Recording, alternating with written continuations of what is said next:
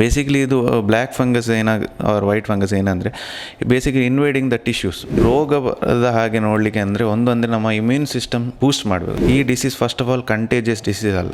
Secondly ಇದು ಬರೋದು ಈ ಕ್ಯಾಟಗರಿ ಆಫ್ ಪೇಷಂಟ್ಸಲ್ಲಿ ಬರೋದು.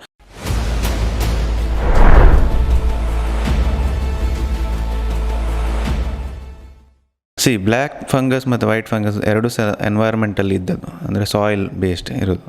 ನಾರ್ಮಲಾಗಿ ನಮ್ಮ ಎನ್ವೈರ್ಮೆಂಟಲ್ಲಿ ಇದ್ದ ಕಾರಣ ಇದು ಕಂಡು ಬರ್ತಾ ಇದೆ. Depending on the moisture content ಸಾಯಿಲಲ್ಲಿ ಅವೈಲೇಬಲ್ ಇರ್ತದೆ. ಡಿಫ್ರೆನ್ಸ್ ಅಂದರೆ ಸಿಮ್ಟಮ್ ವೈಸ್ ಎಲ್ಲ almost similar, but black fungus ಎಲ್ಲ affecting the upper half of the face, sinuses ಆಗಿ, ಮೂಗಿನ ಓರಲ್ ಕ್ಯಾವಿಟಿ ಆಗಲಿ, ಅರೌಂಡ್ ದ ಐಸ್ ಎಲ್ಲ. Versus white fungus is severe form of the disease, ಅದು affecting the different organs like liver, kidney, ಹೀಗೆಲ್ಲ effect ಆಗಿ, lungs ಎಲ್ಲ effect ಆಗಿ ಕಂಡು ಬರ್ತದೆ.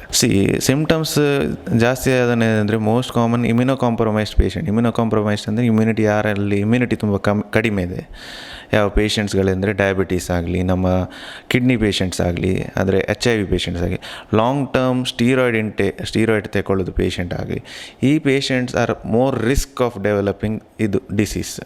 ಬಟ್ ಸ್ಟಿಲ್ ಈ ಡಿಸೀಸ್ ತುಂಬ ರೇರ್. ಅಂದರೆ ಪರ್ಸೆಂಟೇಜ್ ಆಫ್ ಡಿಸೀಸ್ ಈಸ್ ಈ ಪರ್ಟಿಕ್ಯುಲರ್ ಡಿಸೀಸ್ ಫಂಗಲ್ ಇನ್ಫೆಕ್ಷನ್ ಅಂದರೆ ಮ್ಯೂಕರ್ಮೈಕೋಸಿಸ್ ಅಂತ ಹೇಳ್ತೇವೆ, ಪರ್ಸೆಂಟೇಜ್ ತುಂಬ ಕಮ್ಮಿ.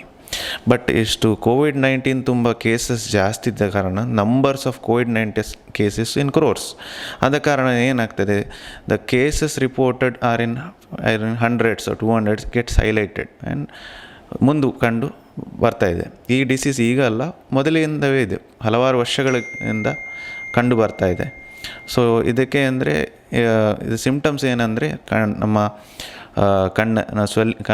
ಆರ್ಬೈಟಲ್ ಸ್ವೆಲ್ಲಿಂಗ್ ಇರ್ತದೆ, ತಲೆನೋವು ಇರ್ತದೆ, ರನ್ನಿಂಗ್ ನೋಸ್ ಇರ್ತದೆ, ಕೆಲವು ಸತಿ ಐ ಡಿಸ್ಚಾರ್ಜ್ ಇರ್ತದೆ, ಮತ್ತು ಬ್ಲ್ಯಾಕಿಶ್ ಡಿಸ್ಕಲರೇಷನ್ ಆಗಿ ಬರ್ತದೆ ಅರೌಂಡ್ ದ ಓರಲ್ ಕ್ಯಾವಿಟಿ, ಬಾಯೊಳಗೆ, ಮೂಗಿನ ಮೇಲೆ, ಹೀಗೆಲ್ಲ ಕಂಡು ಬರ್ತಾ ಇದೆ.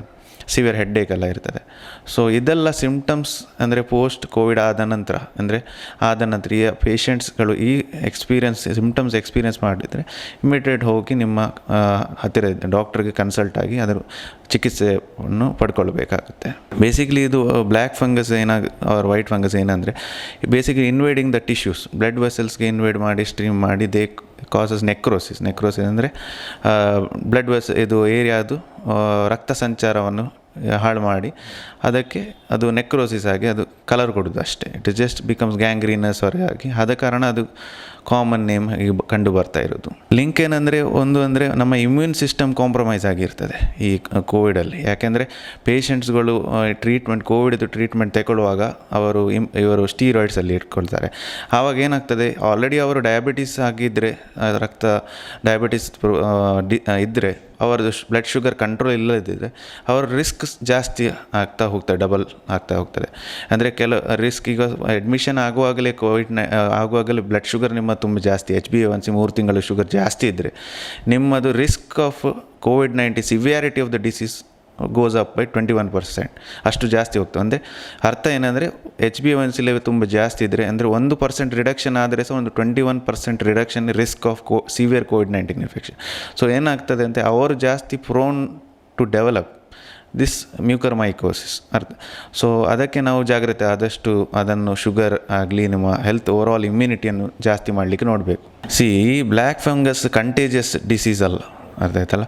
ಓನ್ಲಿ ಈ ಕ್ಯಾಟಗರಿ ಆಫ್ ಪೇಷಂಟ್ಸನ್ನು ಹೇಳಿದ ಹಾಗೆ, ಡಯಾಬಿಟಿಸ್ ಆಗಲಿ, ನಮ್ಮ CKD ಅಂದರೆ ಡಯಾಲಿಸಿಸ್ ಪೇಷಂಟ್ ಆಗಲಿ, ಇಮ್ಯುನೋ ಕಾಂಪ್ರಮೈಸ್ ಪೇಷಂಟ್ ಆಗಲಿ, COVID-19 ಆದ ನಂತರ ರಿಕವರ್ ಆಗಿದ್ದ ಪೇಷಂಟ್ ಯಾರ್ದು immune system is compromised, uncontrol sugar ಇದ್ದ ಈ ಪೇಷಂಟ್ಸ್ಗಳಲ್ಲಿ ತುಂಬ ಜಾಸ್ತಿ risk. Or long term oxygen ಥೆರಪಿಯಲ್ಲಿ ಇದ್ದವರಿಗೆ ಅವರು ಆಕ್ಸಿಜನ್ ಕಾನ್ಸಂಟ್ರೇಟರ್ಸ್ ಆಗಲಿ, ಟ್ಯೂಬಿಂಗ್ಸ್ ಆಗಲಿ, ಅದರಲ್ಲಿ ಕಂಟಾಮಿನೆಂಟ್ಸ್ ಇದ್ದರೆ more likely to develop the risk of ಈ mucormycosis disease. Definitely mortality rate ತುಂಬ ಜಾಸ್ತಿ ಇರ್ತದೆ. ಯಾಕೆಂದರೆ ಇದು ತುಂಬ ಒಂದು ಅಗ್ರೆಸಿವ್ ಡಿಸೀಸ್ ಅಂದರೆ ಇದು ಒಂದು ಸರ್ತಿ ಇನ್ಫೆಕ್ಟ್ ಆದರೆ ಇಮಿಡಿಯೇಟ್ಲಿ ಅದನ್ನು ಡಯಾಗ್ನೋಸ್ ಮಾಡಿ ಆದಷ್ಟು ಬೇಗ ಅದರದ್ದು ಟ್ರೀಟ್ಮೆಂಟನ್ನು ಪಡ್ಕೊಳ್ಬೇಕಾಗುತ್ತೆ. ಯಾಕೆಂದರೆ ಅದು ಇಮಿಡಿಯೇಟಾಗಿ ಸ್ಪ್ರೆಡ್ ಆಗ್ತಾ ಹೋಗ್ತದೆ ವೈಟಲ್ ಆರ್ಗನ್ಸ್ಗೆ.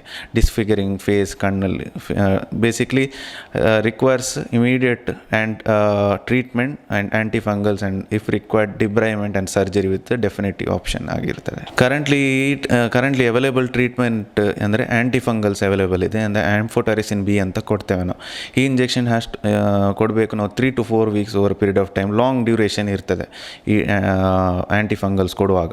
ಅಲಾಂಗ್ ವಿತ್ ದಟ್ ಅಂದರೆ ನಾವು ಅದರದ್ದು CT ಸ್ಕ್ಯಾನ್ ಮಾಡಿ ENT ಒಪಿನಿಯನ್ ತಗೊಂಡೊಂದು ಸ್ಕೋಪಿ ಮಾಡಿ ನೋಡಿ, ಇಫ್ ರಿಕ್ವೈರ್ಡ್ ಡಿಬ್ರೈವ್ಮೆಂಟ್ ಮಾಡಿ, surgery is the definitive treatment if aggressive disease progresses. So ಇದಾಗಿ ಅದರದ್ದು ಟ್ರೀಟ್ಮೆಂಟ್ಗಳು ಅವೈಲೇಬಲ್ ಇದೆ.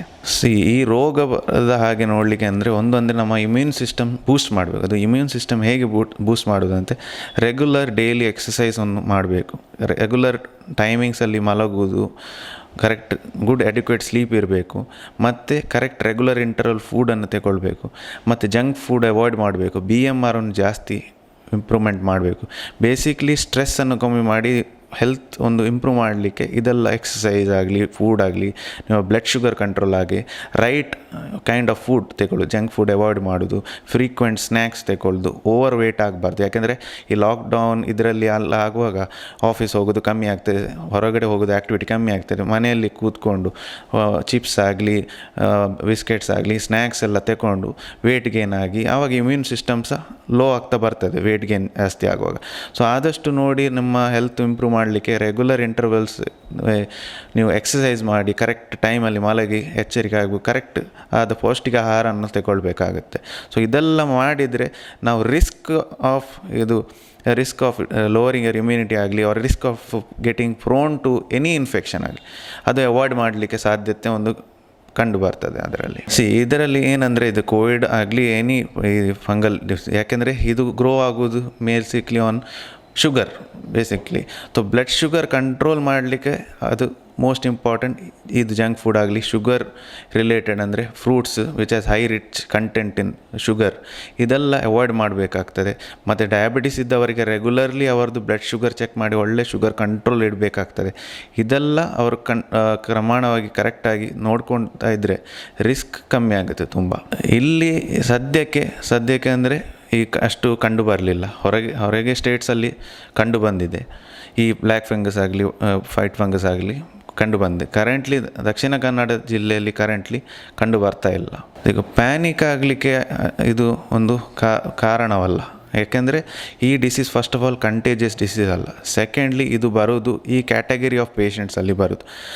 ಈ ಕ್ಯಾಟಗರಿ ಆಫ್ ಪೇಷಂಟ್ಸಲ್ಲಿ ಇದ್ದರೆ ಸಹ ಅವ್ರದ್ದು ಇಮ್ಯೂನ್ ಸಿಸ್ಟಮ್ ಅಷ್ಟು ತುಂಬ ಕಡಿಮೆ ಇರಬೇಕು, ಕಾಂಪ್ರಮೈಸ್ಡ್ ಆಗಿ ಇರಬೇಕು ಈ ಇನ್ಫೆಕ್ಷನನ್ನು ಎಕ್ವೈರ್ ಮಾಡಲಿಕ್ಕೆ. ಸೊ ಫಸ್ಟ್ ಆಫ್ ಆಲ್ ಇದು ತುಂಬ ರೇರ್ ಡಿಸೀಸ್.